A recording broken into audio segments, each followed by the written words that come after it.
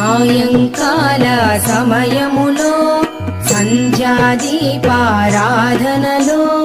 వచ్చును తల్లి మహాలక్ష్మి, వచ్చును తల్లి వరలక్ష్మి.